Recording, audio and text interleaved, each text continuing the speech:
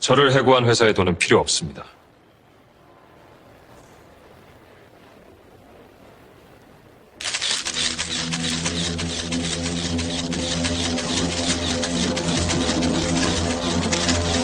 그 말이 떨어지자 주변이 순간 조용해졌어요. 강철민 회장의 표정이 굳어졌고 김미영 비서실장이 당황한 듯 회장을 바라봤죠. 하지만 도윤에게는 더 이상 물러설 곳이 없었습니다. 어제까지 자신을 내쫓았던 그 회사, 가난한 집안 출신이라며 모욕했던 그들의 돈을 받을 수는 없었거든요. 주변 사람들의 휴대폰 플래시가 터지기 시작했어요. 순식간에 이 장면이 온라인에 퍼져나갈 거였죠. 그들은 몰랐습니다. 자신들이 거절하고 있는 그 청년이 바로 회장의 외손자라는 사실을요. 30년간 버려졌던 혈육이 지금 당당히 서 있다는 것을 말이에요. 본격적으로 이야기를 시작하기에 앞서 구독과 좋아요를 눌러주신다면 가정의 화복이 깃들기를 기도해 드릴게요. 안녕하세요. 저는 강도윤이라고 합니다. 29살 여의도 한 대기업에서 계약직으로 일하고 있었죠. 아니, 정확히는 오늘까지였습니다. 겨울바람이 유난히 차가웠던 오늘, 저는 마지막 출근길을 걸었어요. 아침 8시 30분, 평소와 다름없는 시간이었지만 발걸음은 무거웠습니다. 어제 받은 해고 통지서가 가방 안에서 바스락거렸거든요. 강도윤 씨, 오늘까지입니다. 과장님의 차가운 목소리가 귓가에 맴돌았어요. 3년간 성실히 일했다고 생각했는데 결국 저는 언제든 버릴 수 있는 존재였나 봅니다. 엘리베이터 안에서 동료들과 마주쳤어요. 모두 어색한 시선으로 저를 바라봤죠. 소문은 이미 퍼진 모양이었습니다. 도윤아, 진짜 아쉽다. 김 대리가 조심스럽게 말을 건넸어요. 하지만 그의 눈빛에서는 안도감도 읽혔습니다. 자신이 아니라는 안도감이요. 괜찮습니다. 더 좋은 기회가 있겠죠. 거짓말이었어요. 전혀 괜찮지 않았거든요. 하지만 이런 자리에서 무너질 순 없었습니다.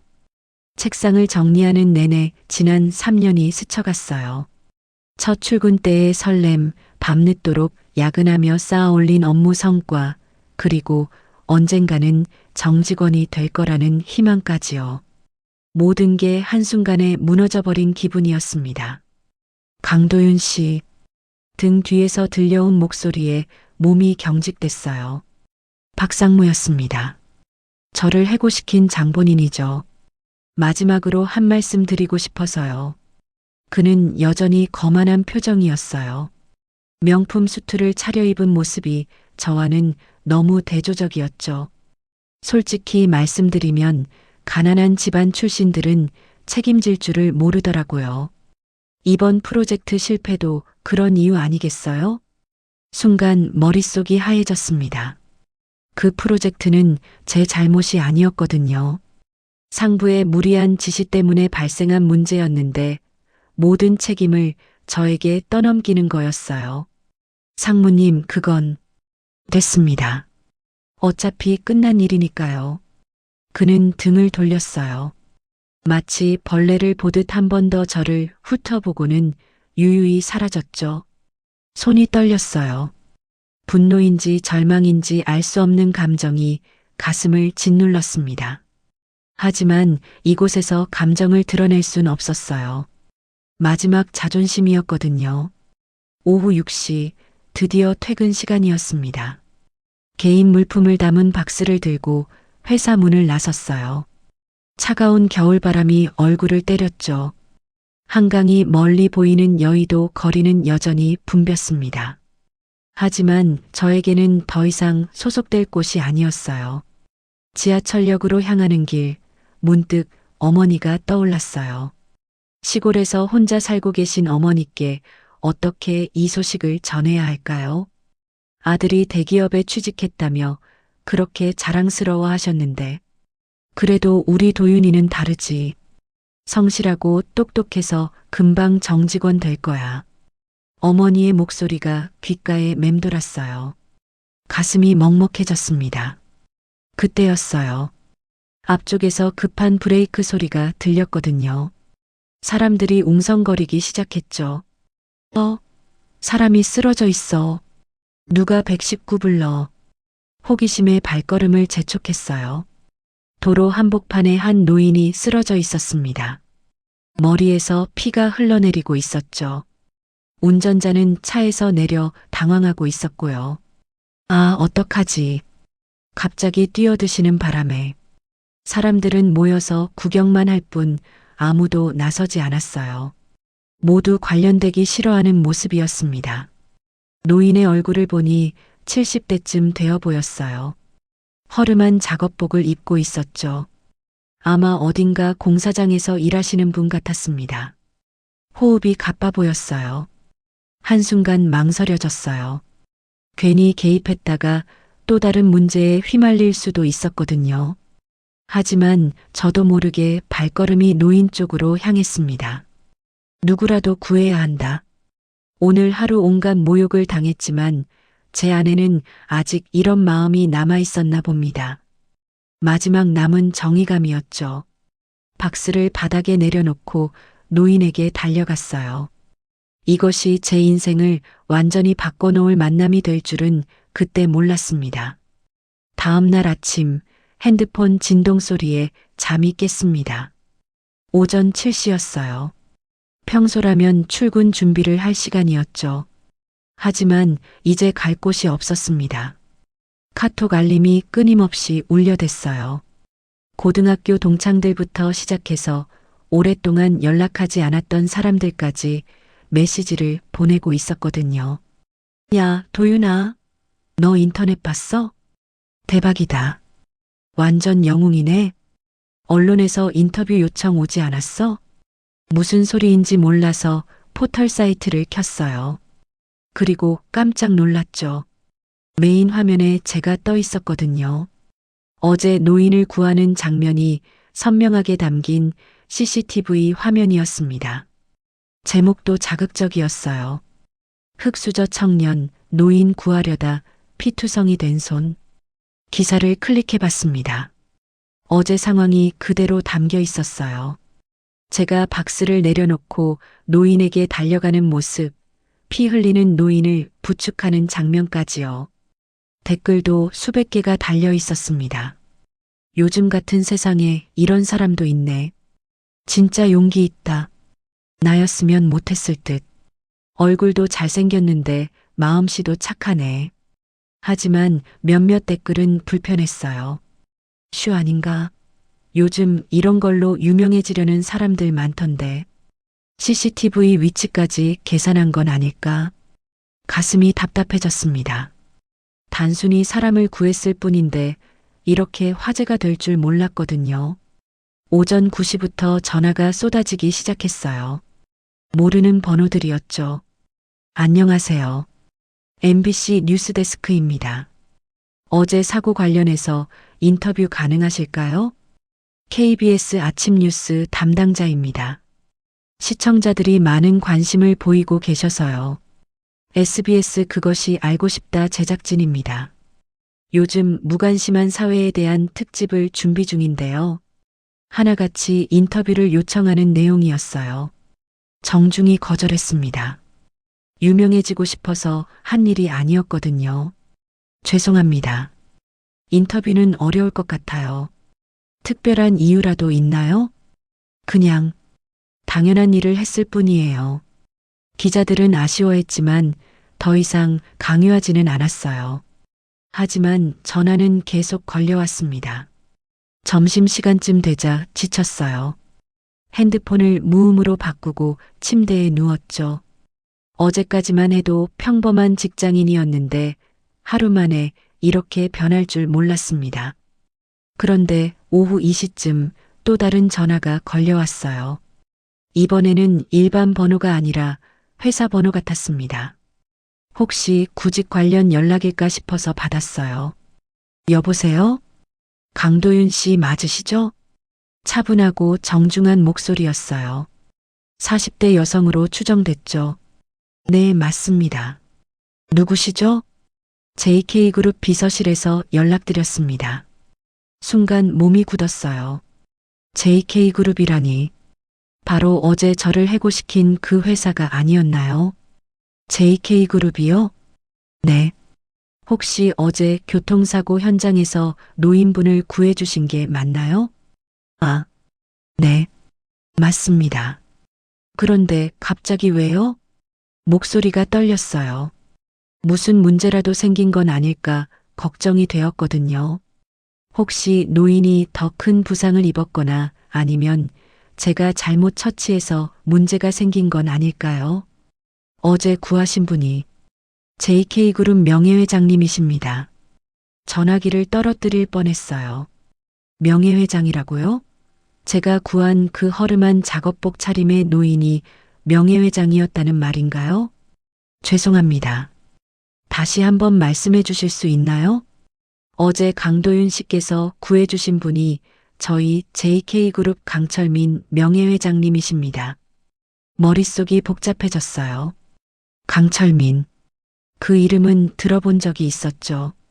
JK그룹을 일으킨 창업주였습니다. 하지만 어제 본 노인과는 전혀 어울리지 않았어요. 그런데 작업복을 입고 계셨는데요. 명예회장님께서 가끔 현장을 직접 보러 다니세요. 어제도 건설 현장 시찰 중이셨죠. 그제야 조금 이해가 됐어요. 하지만 여전히 믿기지 않았습니다. 명예회장님께서 도윤 씨를 찾고 계세요. 감사 인사를 드리고 싶어 하시거든요. 아니에요. 당연한 일 했을 뿐이에요. 굳이 만나실 필요는. 명예회장님께서 꼭 뵙고 싶어 하십니다. 내일 오후 시간 되시나요? 갑작스러운 요청에 당황스러웠어요. JK그룹이라니. 바로 어제 저를 내쫓은 그 회사였거든요. 아이러니하게도 그 회사 명예회장을 제가 구한 셈이었죠.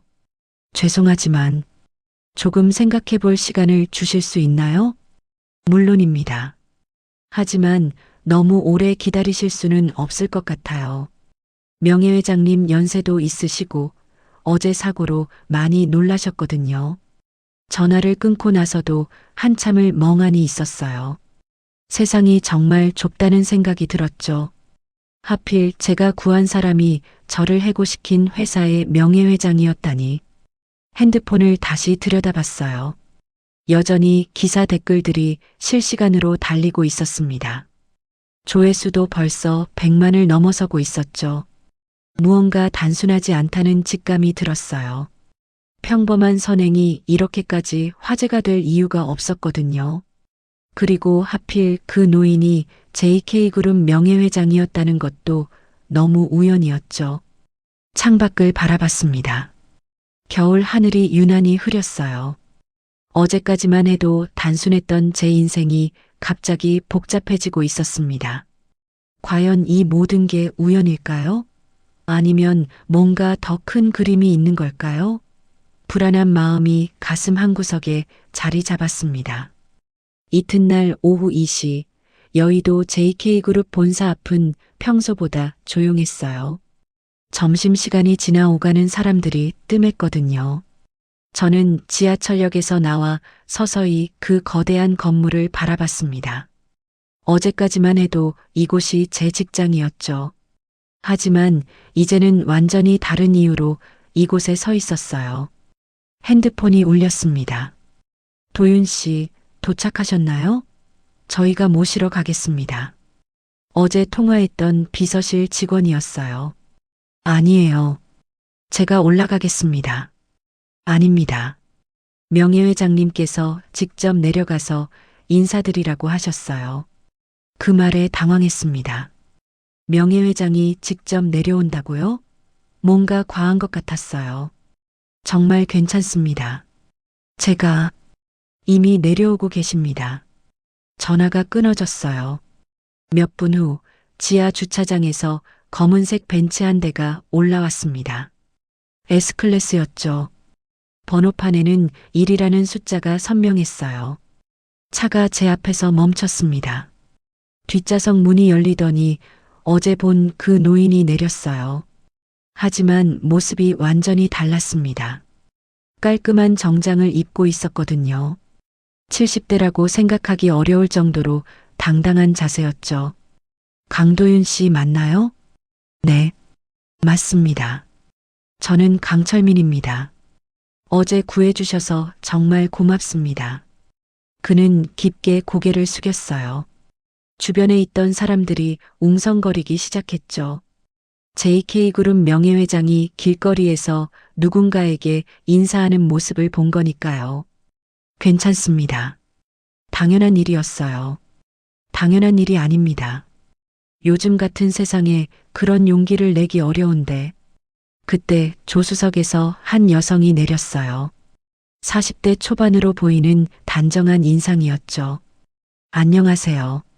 비서실장 김미영입니다. 그녀가 봉투 하나를 꺼냈어요. 두꺼운 흰색 봉투였죠. 명예회장님의 감사 표시입니다. 꼭 받아주세요. 봉투를 보니 뭔가 묵직해 보였어요. 아마 상당한 금액이 들어있는 것 같았죠. 하지만 받을 수 없었습니다. 죄송합니다. 받을 수 없어요. 왜 그러시죠? 생명의 은인인데. 강철민 회장이 의외라는 표정을 지었어요. 저를 해고한 회사의 돈은 필요 없습니다. 순간 주변이 조용해졌어요. 회장의 표정도 굳어졌죠. 해고라니. 무슨 말씀이신가요? JK그룹 계열사 JK건설에서 어제까지 일했습니다. 계약직으로요. 그런데 어제 해고당했거든요. 말을 하고 보니 씁쓸했어요. 하필 그 회사 명예회장을 구하게 될 줄 누가 알았겠어요. 김미영 비서실장이 급하게 회장에게 뭔가 귓속말을 했습니다. 회장의 얼굴이 점점 굳어졌어요. 어느 부서에서 일하셨나요? 기획팀입니다. 박상무님 밑에서요. 박상무. 회장이 중얼거렸어요. 뭔가 아는 것 같은 표정이었죠. 제발 받아주세요. 이건 개인적인 감사 인사예요. 정말 괜찮습니다. 저는 돈 때문에 구한 게 아니에요. 그때 주변에서 휴대폰 플래시가 터지기 시작했어요. 언제부턴가 사람들이 몰려들어 이 장면을 찍고 있었거든요. 아, 저기 어제 그 청년이다. 진짜 돈도 안 받네. 대단하다. 요즘 보기 드문 청년이네. 웅성거리는 소리가 점점 커졌어요. 김미영 비서실장이 불안한 표정을 지었죠. 회장님, 사람들이 너무 많이 몰리고 있습니다. 그러게 말입니다. 일단 봉투는 가지고 계세요. 나중에 마음이 바뀌시면 언제든 연락 주시고요.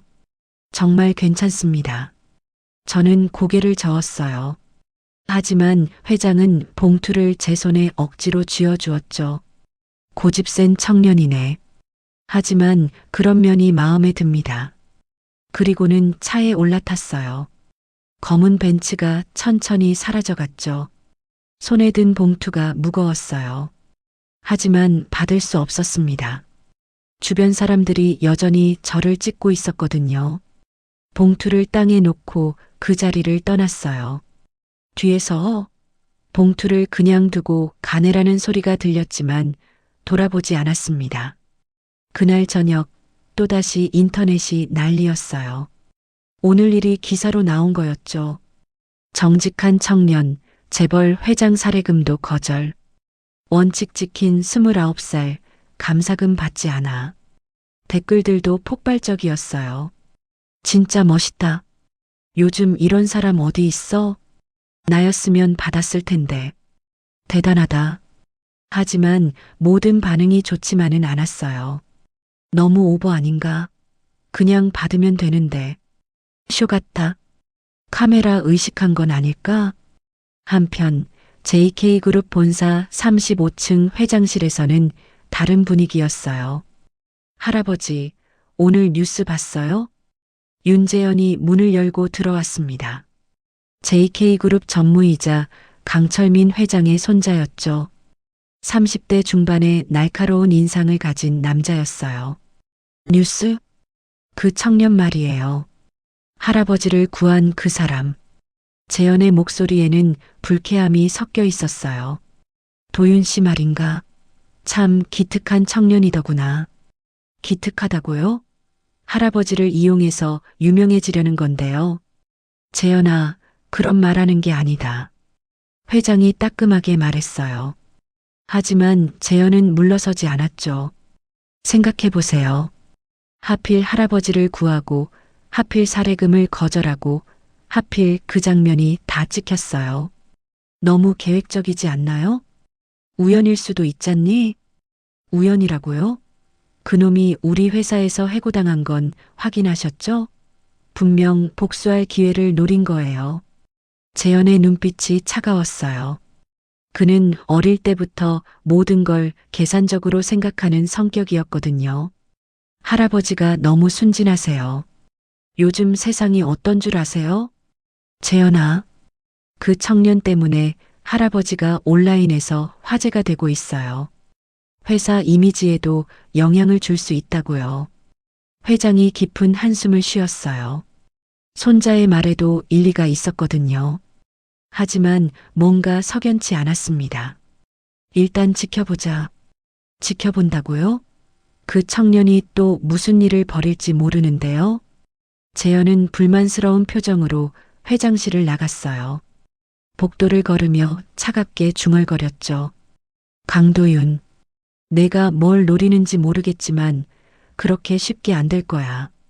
그 순간 저는 집에서 뉴스를 보고 있었어요. 제 모습이 계속 나오는 게 어색했죠. 갑자기 복잡해진 상황이 부담스러웠습니다. 창밖 어둠을 바라보며 생각했어요. 단순히 사람을 구했을 뿐인데 왜 이렇게 큰 일이 됐을까요? 그리고 앞으로 또 어떤 일이 벌어질까요? 불안한 마음이 가슴을 짓눌렀습니다. 이틀 후 세상이 완전히 바뀌었습니다. 아침에 일어나자마자 핸드폰을 확인했어요. 밤새 쌓인 알림이 수백 개였죠. 하지만 이번엔 달랐습니다. 악성 댓글과 비난 메시지들이 가득했거든요. 포털 사이트 메인 화면을 봤어요. 며칠 전과는 완전히 다른 기사들이 올라와 있었습니다. 노인 구한 청년 알고 보니 홍보용 연출이었나? 사례금 거절한 29살, 진짜 목적은 따로 있었다. JK그룹 전 직원의 치밀한 복수극. 기사 내용을 보니 어이가 없었어요. 저를 완전히 다른 사람으로 묘사하고 있었거든요. 마치 모든 게 계획된 일이었다는 식으로요. 강도윤 씨는 해고 이후 복수를 계획했던 것으로 보인다. 우연을 가장한 치밀한 홍보 전략이었을 가능성이 높다. 재벌 2세와의 갈등을 노린 것 아니냐는 의혹도 제기되고 있다. 모두 거짓이었어요. 하지만 기사는 마치 사실인 것처럼 쓰여 있었죠. 댓글들도 순식간에 바뀌었습니다. 역시 뭔가 이상하다 했어. 처음부터 수상했음. 너무 자기적이었잖아. 거지가 재벌 회장 이용해서 유명해지려 했네. 쓰레기 같은 놈이네. 진짜 역겹다. 손이 떨렸어요. 며칠 전까지만 해도 영웅 취급받던 제가 하루아침에 사기꾼이 됐습니다. 더 충격적인 건 그 다음이었어요. 개인정보까지 유출된 거였죠. 제 주소, 전화번호, 심지어 어머니 가게 위치까지 온라인에 퍼져 있었습니다. 급하게 어머니께 전화를 걸었어요. 어머니, 괜찮으세요? 도윤아, 이게 무슨 일이니? 어머니 목소리가 떨리고 있었어요. 사람들이 가게 앞에서 사진을 찍고 있어. 기자라는 사람들도 왔다 갔고 가슴이 철렁했습니다. 지금 집에 계세요? 응. 근데 밖으로 나가기가 무서워. 절대 밖으로 나가지 마세요. 제가 지금 내려갈게요. 서둘러 짐을 챙기고 고향으로 향했어요. KTX를 타고 3시간을 달렸죠. 마음은 더 급했지만 어쩔 수 없었습니다. 고향 마을에 도착하니 정말 난리였어요. 어머니 가게 앞에 취재진들이 몰려 있었거든요. 카메라와 마이크를 든 사람들이 가게 문을 두드리고 있었죠. 안에 계시죠? 잠깐만 이야기해 주세요. 아드님 이야기만 조금 들려주시면 됩니다. 정말 계획적이었는지 궁금해요. 저를 보자 기자들이 우르르 몰려들었어요. 강도윤 씨 맞죠? 한 말씀만 해주세요. 정말 우연이었나요? JK그룹과 무슨 거래를 했나요? 마이크들이 제 얼굴 앞으로 쏟아졌어요. 플래시가 정신없이 터졌죠. 비켜주세요. 어머니가 계신데. 잠깐만요. 질문 몇 개만. 비켜달라고 했습니다. 목소리를 높였어요. 기자들이 잠시 물러났죠. 그 틈에 가게로 들어갔습니다. 어머니는 카운터 뒤에 웅크리고 계셨어요. 평소보다 많이 초췌해 보였죠. 어머니, 도윤아, 정말 무슨 일이니? 사람들이 너를 사기꾼이라고 하던데. 거짓말이에요. 저는 그냥 사람을 구했을 뿐이에요. 어머니가 고개를 끄덕였어요.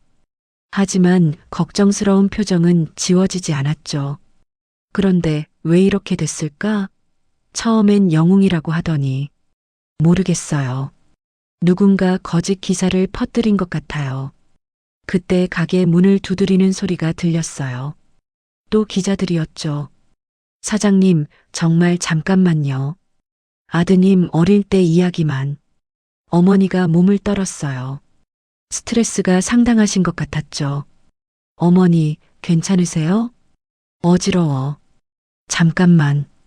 어머니가 비틀거리시더니 그대로 쓰러지셨어요. 어머니, 급하게 부축했습니다. 의식은 있으셨지만 얼굴이 새하얗게 변해 있었어요. 119 불러야 해요. 밖에 있던 기자들이 소리를 듣고 더 흥분했어요. 뭔 일 생겼나? 카메라 들고 가봐. 정말 화가 났습니다. 어머니가 쓰러지셨는데도 취재감으로만 보는 거였어요. 어머니를 병원으로 모시고 갔어요. 다행히 과로와 스트레스로 인한 일시적 증상이었죠. 하지만 며칠 동안 안정을 취하셔야 했습니다. 도윤아, 내가 뭘 잘못했다고 이런 일이 일어나니? 병실에서 어머니가 한숨을 쉬셨어요. 죄송해요. 쟤 때문에. 아니야. 내가 잘못한 게 아니잖니. 사람을 구한 건데. 하지만 마음은 편하지 않았어요. 쟤 때문에 어머니까지 고생시킨 거니까요. 그날 밤 서울로 올라왔어요. 더 이상 참을 수 없었거든요. 이 모든 일의 배우를 찾아야 했습니다. 다음 날 아침 JK그룹 본사로 향했어요. 비가 추적추적 내리고 있었죠. 3월에 찬 비였습니다. 본사 앞에 도착하니 경비원들이 저를 막아섰어요. 출입증 있으세요? 강철민 회장님을 만나러 왔어요. 약속 있으신가요? 없습니다. 하지만 그럼 안 됩니다. 돌아가세요. 잠깐만요. 정말 중요한 일이에요. 안 된다니까요. 여기서 소란 피우면 신고하겠습니다. 경비원들이 저를 밀어냈어요. 빗속에서 그대로 쫓겨난 거였죠. 하지만 포기할 수 없었어요. 건물 앞에 서서 큰 소리로 외쳤습니다. 강철민 회장님, 나와서 이야기해요. 당신들이 말하는 명예가 그런 겁니까? 거짓 기사로 사람을 매장시키는 게 명예입니까? 목이 쉬도록 소리쳤어요. 지나가는 사람들이 저를 신기한 듯 바라봤죠. 몇몇은 핸드폰으로 촬영하기도 했습니다. 저는 정말 우연히 사람을 구했을 뿐이에요. 제가 뭘 잘못했다고 이렇게 매장시키는 거예요? 비가 점점 세게 내렸어요. 온몸이 젖었지만 신경 쓰지 않았습니다. 분노와 절망이 뒤섞여 있었거든요. 1시간 넘게 외쳤지만 아무도 나오지 않았어요. 결국 경찰이 와서 저를 말렸죠. 아저씨, 여기서 소란 피우시면 안 됩니다. 소란이 아니에요. 억울해서 그러는 거예요. 그래도 이렇게 하시면 안 되죠. 경찰관의 말에 힘이 빠졌어요. 정말 무력했습니다. 아무리 진실을 외쳐도 아무도 들어주지 않았거든요. 집으로 돌아가는 길, 지하철에서 사람들의 시선을 느꼈어요. 누군가 저를 알아봤나 봅니다. 수군거리는 소리가 들렸죠. 저 사람 그 사기꾼 아냐? 맞는 것 같은데? 뻔뻔하게 지하철까지 타고 다니네. 집에 도착해서 거울을 봤어요. 비에 젖은 머리, 핏기 없는 얼굴, 절망에 찬 눈빛. 며칠 전에 저와는 완전히 다른 모습이었습니다. 하지만 그 순간 결심이 섰어요. 이대로 당할 수는 없었거든요. 거울 속 제 눈빛이 달라져 있었어요. 분노와 함께 강한 의지가 타오르고 있었죠. 다시 일어서겠어. 작게 중얼거렸습니다. 이번엔 정말 끝까지 가볼 작정이었어요. 그날 밤 11시 JK그룹 본사 지하 1층에 위치한 회장 전용 의무실은 조용했습니다. 며칠 전 교통사고 이후 의식을 잃고 있던 윤태수 명예회장이 천천히 눈을 떴어요. 회장님, 곁에서 밤새 지키고 있던 김미영 비서실장이 깜짝 놀랐죠. 간병인도 급하게 달려왔습니다. 의사 선생님 부르세요. 윤태수는 천천히 몸을 일으켰어요. 80세 고령이지만 여전히 또렷한 정신력을 가진 분이었죠. 며칠이나 지났나? 사흘 동안 의식을 잃고 계셨습니다. 정말 걱정했어요. 김미영이 물컵을 가져다 드렸어요. 윤태수는 천천히 물을 마시며 기억을 되짚었습니다. 교통사고 순간이 떠올랐어요.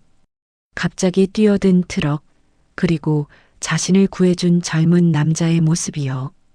그 청년은 어떻게 됐나? 나를 구해준 강도윤 씨 말씀이시죠? 괜찮습니다. 강도윤. 그 이름을 되뇌이며 뭔가 이상한 감정이 들었어요. 낯익은 듯 하면서도 애잔한 느낌이었죠. 그 청년에 대해 자세히 조사해보게. 이미 기본적인 조사는 마쳤습니다만 김미영이 파일을 꺼냈어요. 며칠 전 준비해둔 자료였죠. 강도윤, 29세. 부산 출신이고요. 어머니는 윤정은 씨입니다. 작은 반찬 가게를 운영하고 계시고 순간 윤태수의 손이 멈췄어요. 윤정은이라는 이름에 온몸이 굳어버린 거였죠. 지금 뭐라고 했나? 어머니 성함이 윤정은 씨라고 했습니다. 펜이 손에서 떨어졌어요. 딸깍하는 소리가 조용한 의무실에 울렸죠. 회장님 괜찮으세요? 김미영이 걱정스러운 표정을 지었어요. 윤태수의 얼굴이 갑자기 창백해졌거든요. 윤정은, 그 아이가 30년 전 기억이 파도처럼 밀려왔습니다. 딸의 마지막 모습, 그리고 자신이 내린 냉정한 결정까지요. 당시 윤정은은 윤태수의 외동딸이었어요. 똑똑하고 아름다운 딸이었죠. 하지만 대학교 3학년 때 가난한 집안 남자와 사랑에 빠졌습니다. 아버지, 저 정말 사랑해요. 정은아, 그 남자는 안 된다. 우리와는 다른 세계 사람이야. 사랑의 세계가 어디 있어요? 하지만 윤태수는 단호했어요. 재벌가의 체면과 가문의 명예를 지켜야 한다고 생각했거든요. 내가 그 남자와 결혼한다면 내 딸로 인정하지 않겠다. 아버지, 선택해라. 가문이냐, 그 남자냐. 결국 윤정은은 집을 나갔어요. 사랑하는 남자를 택한 거였죠. 그때가 윤태수가 딸을 마지막으로 본 날이었습니다. 몇 년 후 딸이 아들을 낳았다는 소식을 들었어요. 하지만 자존심 때문에 찾아가지 못했죠. 그리고 얼마 후 사위가 사고로 세상을 떠났다는 전해 들었습니다. 그때도 찾아가고 싶었어요. 하지만 너무 오랜 시간이 흘렀고 어떤 얼굴로 딸을 만나야 할지 몰랐거든요. 그 청년이 정은이의 아들이라고? 김미영이 당황했어요. 회장의 표정이 너무 복잡했거든요. 혹시 아시는 분인가요? 윤태수는 대답하지 않았어요. 대신 창밖을 바라봤죠. 서울 시내 야경이 반짝이고 있었지만 그의 마음은 어둠뿐이었습니다. 30년 동안 고집부린 자신이 원망스러웠어요. 딸을 버린 것도, 손자의 존재를 모른 척 한 것도요. 재현이는 이 사실을 알고 있나? 전혀 모르실 겁니다. 말씀드릴까요? 아니다. 일단은 말을 멈췄어요. 너무 복잡한 상황이었거든요. 손자가 회사에서 해고당했고 지금은 언론의 표적이 되어 있었죠. 그것도 모르는 채 손자를 공격하고 있는 재현을 생각하니 가슴이 아팠습니다. 그 청년, 도윤이가 지금 어떤 상황인가? 언론에서 많이 시달리고 있습니다. 어머니까지 병원에 입원하셨다고. 윤태수의 주먹이 불끈 쥐어졌어요. 자신 때문에 딸과 손자가 고생하고 있었거든요. 30년 전의 선택이 이렇게 돌아올 줄 몰랐습니다. 그때 조금만 마음을 열었다면, 조금만 더 너그러웠다면 이런 일은 없었을 거예요. 창밖 야경이 흐려 보였어요. 어느새 눈물이 고여 있었거든요. 80세 노인의 뒤늦은 후회였습니다. 그날 밤 11시 윤태수는 김미영 비서실장을 불러 조용히 지시했어요. 차를 준비해 주게. 조용히. 어디로 가시는 건가요? 지금 시간에. 그냥 운전만 해주게. 윤태수는 평소와 달리 검은색 일반 승용차를 선택했어요. 화려한 벤츠가 아니라 눈에 띄지 않는 소나타였죠. 30분 후 차는 서울 구로구의 한 낡은 주택가에 멈췄습니다. 좁은 골목길 양쪽으로 오래된 다세대 주택들이 빼곡히 늘어서 있었어요. 여기서 기다리고 있게. 윤태수는 혼자 차에서 내렸어요. 손에 든 종이에 적힌 주소를 확인하며 천천히 걸었죠. 계단을 내려가니 반지하 입구가 보였습니다. 작은 현관문 옆에 강이라는 표찰이 붙어 있었어요. 문틈으로 새어나오는 희미한 불빛을 보며 가슴이 먹먹해졌습니다. 딸과 손자가 이런 곳에서 살고 있었다니요. 조심스럽게 창문을 통해 안을 들여다봤어요. 작은 거실에서 도윤이 무언가를 하고 있었습니다. 컵라면을 끓이고 있었죠. 창백한 얼굴에 수염도 며칠째 깎지 않은 모습이었어요.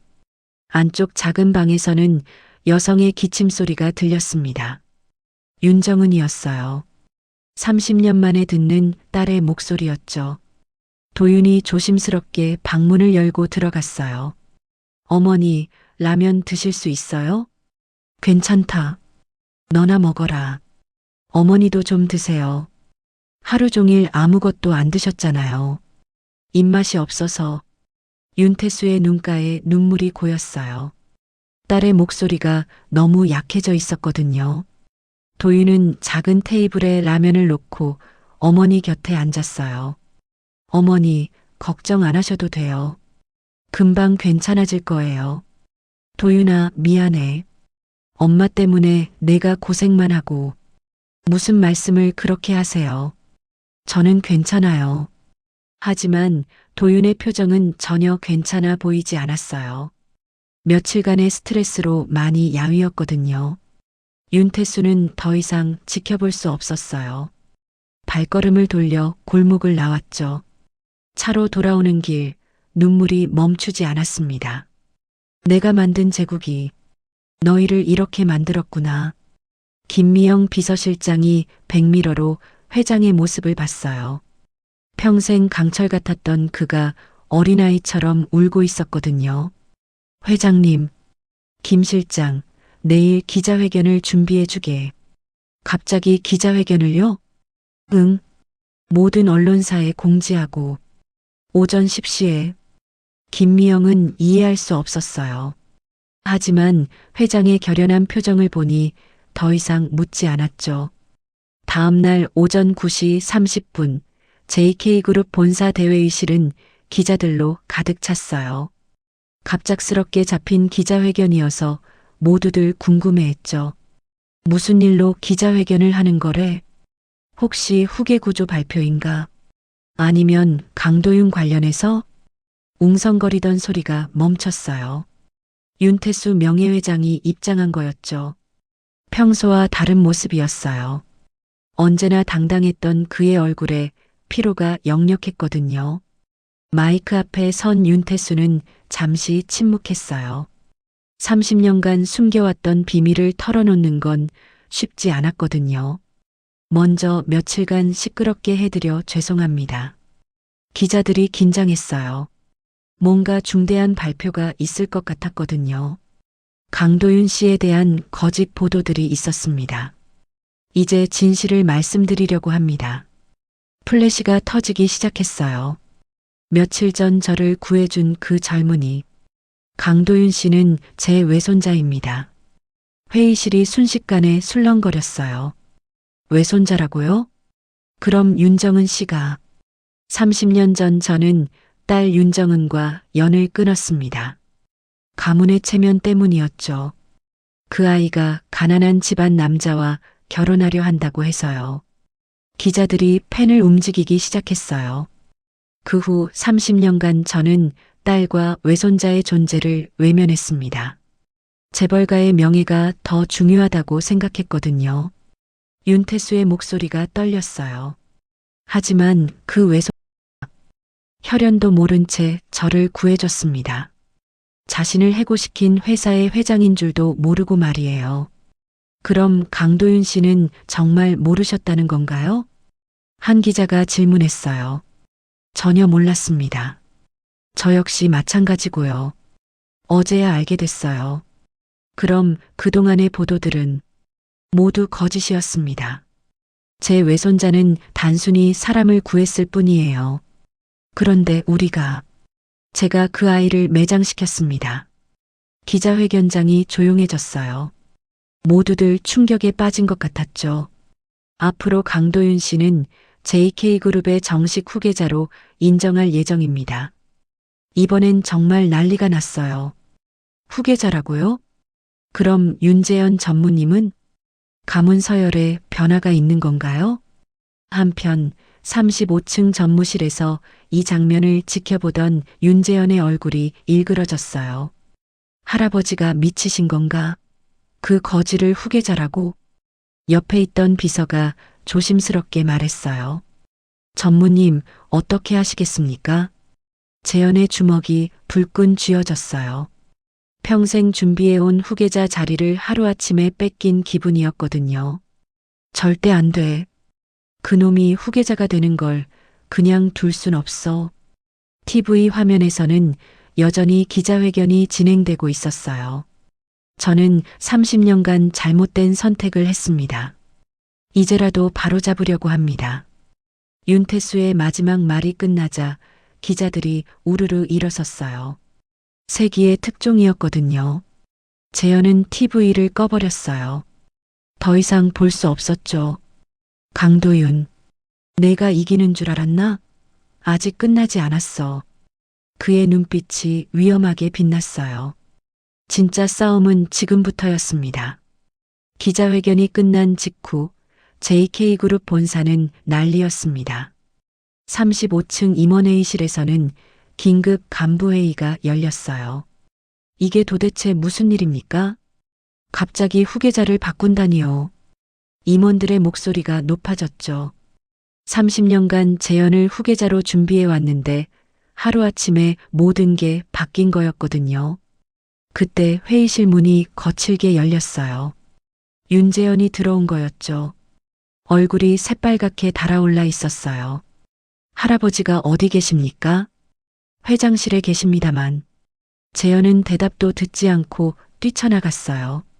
복도를 지나 회장실로 향했죠. 똑똑똑. 들어와. 윤태수는 창가에 서서 한강을 바라보고 있었어요. 평소보다 어깨가 많이 처져 보였죠. 할아버지. 재현이 문을 쾅 닫으며 들어섰어요. 이게 무슨 일입니까? 갑자기 후계자를 바꾼다니요. 재현아, 진정해라. 진정하라고요? 제가 30년간 뭘 했는지 아세요? 이 회사를 위해서 얼마나 노력했는데. 윤태수는 천천히 돌아봤어요. 손자의 얼굴이 분노로 일그러져 있었죠. 너는 회사만 생각하고 있구나. 당연하지 않습니까? 저는 이 회사의 후계자예요. 그래, 너는 훌륭한 경영자가 될 거야. 하지만 윤태수가 책상에서 서류 봉투를 꺼냈어요. 이건 뭡니까? 상속 관련 서류다. JK그룹 지분의 절반을 도윤이에게 상속한다는 내용이야. 재현의 얼굴이 창백해졌어요. 절반이라고요? 그럼 저는 너에게도 25%를 물려줄 예정이다. 나머지는 공익재단에 기부하고. 할아버지, 정신 차리세요. 회사를 망치시렵니까? 재현이 소리를 질렀어요. 하지만 윤태수는 흔들리지 않았죠. 재현아, 30년 전 내가 딸을 버렸을 때 너는 뭐라고 했니? 그게 지금 무슨 상관이? 가족보다 회사가 중요하다고 했잖니. 그때부터 나는 알았어야 했어. 윤태수의 목소리가 쓸쓸했어요. 너는 이미 충분히 많은 걸 가졌어. 하지만 도윤이는 30년간 아무것도 받지 못했다. 그건 그의 어머니가 선택한 일이잖아요. 아니야. 내가 선택한 일이다. 내 고집 때문이었어. 대화는 평행선이었어요. 재현은 끝까지 이해하려 하지 않았죠. 좋습니다. 그렇게 하시려면 하세요. 하지만 주주총회에서는 어떨지 모르겠네요. 재현이 비웃으며 나가려 했어요.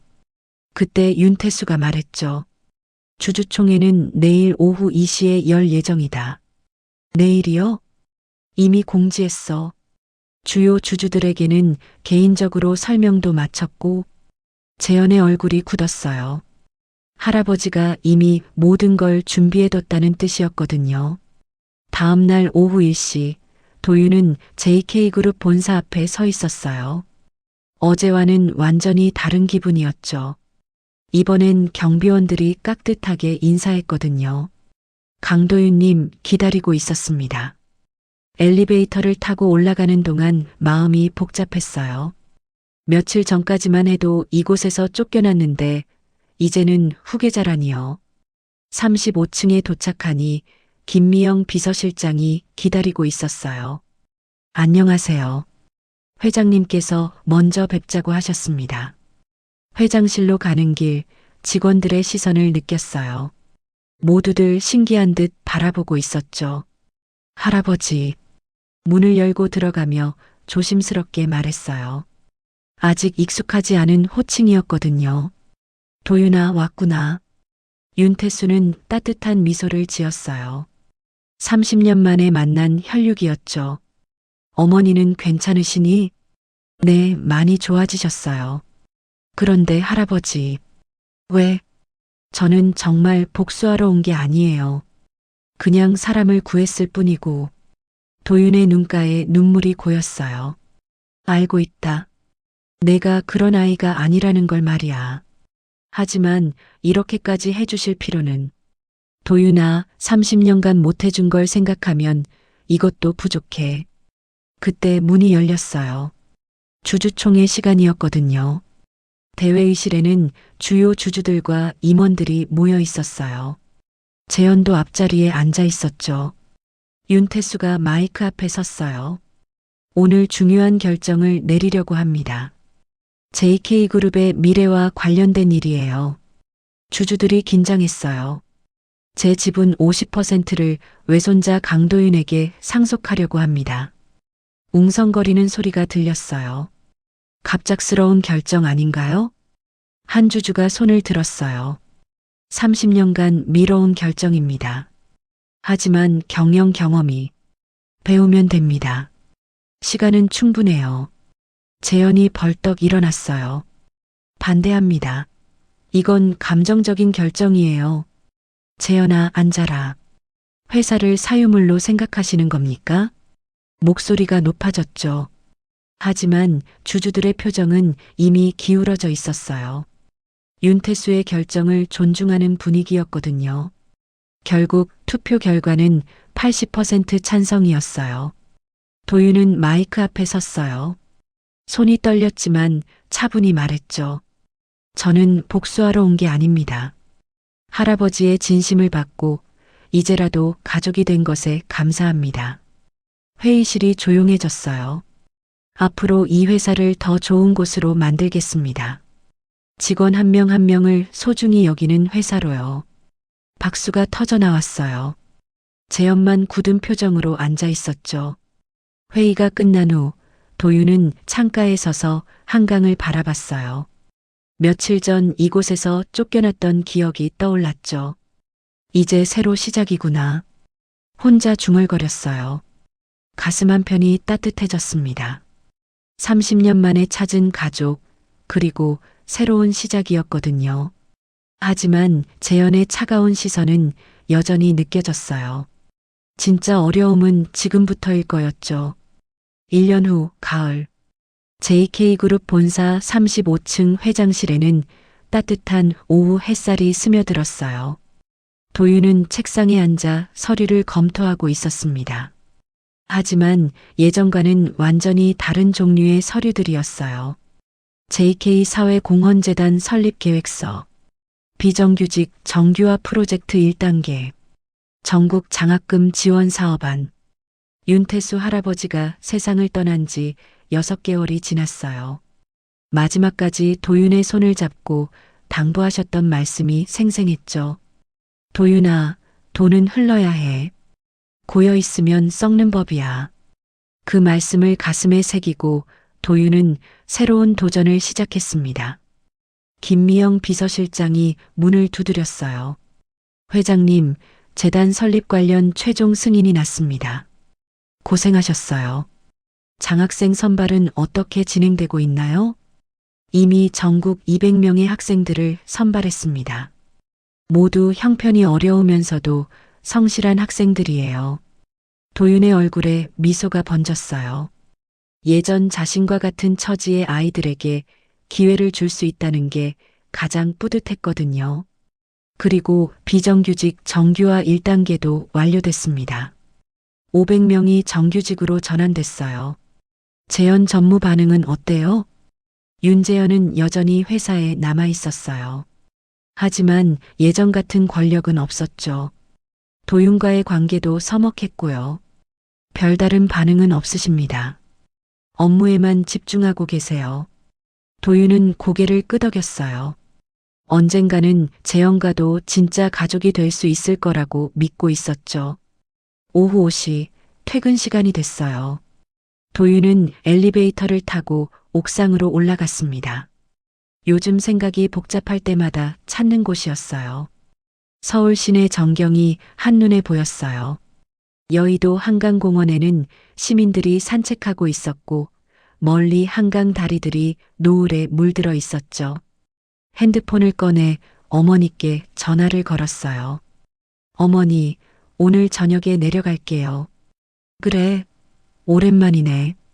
뭔가 맛있는 거 해놓을게. 아니에요. 그냥 어머니 얼굴만 보면 돼요. 어머니는 지금 강남의 넓은 아파트에서 지내고 계셨어요. 도윤이 모셔다 드린 곳이었죠. 하지만 여전히 소박한 반찬들을 직접 만들어 주셨어요. 전화를 끊고 하늘을 바라봤어요. 구름 사이로 석양이 스며들고 있었습니다. 1년 전 이맘때를 떠올렸어요.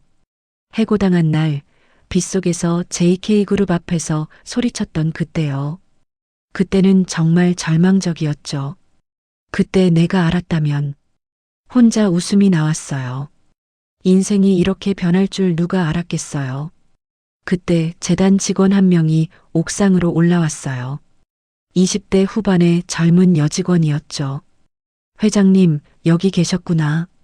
장학생들 감사 편지가 도착했어요. 감사 편지요? 두꺼운 봉투를 받아봤어요. 전국에서 온 편지들이었죠. 첫 번째 편지를 펼쳐봤어요. 강도윤 회장님께. 저는 부산에서 온 김민수라고 합니다. 아버지가 돌아가신 후 어머니 혼자 저를 키우셨어요. 대학 등록금 때문에 포기하려던 꿈을 다시 꿀 수 있게 해주셔서 감사합니다. 두 번째 편지. 회장님 덕분에 간호사가 되는 꿈을 이룰 수 있을 것 같아요. 언젠가 저도 어려운 사람들을 도와주는 사람이 되겠습니다. 편지들을 읽으며 가슴이 뜨거워졌어요. 예전 자신의 모습들이 떠올랐거든요. 이런 기분이구나. 혼자 중얼거렸어요. 가난했던 내가 이제 누군가의 길이 된다면 그게 진짜 부자지. 석양이 완전히 지고 있었어요. 서울 시내에 하나둘 불빛이 켜지기 시작했죠. 도윤은 다시 회장실로 내려갔어요. 책상 위에는 할아버지가 남겨준 사진틀이 놓여 있었습니다. 세 장의 사진이었어요. 첫 번째는 젊은 시절 윤태수 할아버지 사진. 30대의 패기 넘치는 모습이었죠. 두 번째는 윤정은 어머니의 대학 졸업 사진. 환한 미소를 짓고 있었어요. 세 번째는 최근에 찍은 가족 사진. 할아버지, 어머니, 그리고 도윤이 함께 있는 모습이었죠. 할아버지, 잘 지켜보고 계시죠? 사진을 바라보며 작게 말했어요. 창밖으로 한강이 흘러가고 있었어요. 도시의 불빛들이 강물에 반짝이며 반사되고 있었죠. 도윤은 가방을 챙기고 집으로 향했어요. 오늘은 어머니와 함께 저녁을 먹기로 했거든요. 평범하지만 소중한 일상이었습니다. 엘리베이터를 기다리며 지난 1년을 돌이켜봤어요. 해고당한 날부터 시작된 이 모든 일들이 꿈만 같았죠. 하지만 이제 확신했어요. 진짜 부는 돈이 아니라 누군가에게 희망이 되는 것이라고요. 엘리베이터 문이 열렸어요. 도윤은 한 번 더 회장실을 돌아본 후 안으로 들어섰습니다. 내일 또 새로운 하루가 시작될 거였어요. 더 많은 사람들에게 기회를 줄 수 있는 하루가요. 그럼 오늘 이야기는 여기까지입니다. 영상을 시청해주신 모든 분들 고맙습니다. 저는 AI 나레이션 박정현이었습니다. 구독과 좋아요 부탁드립니다. 감사합니다.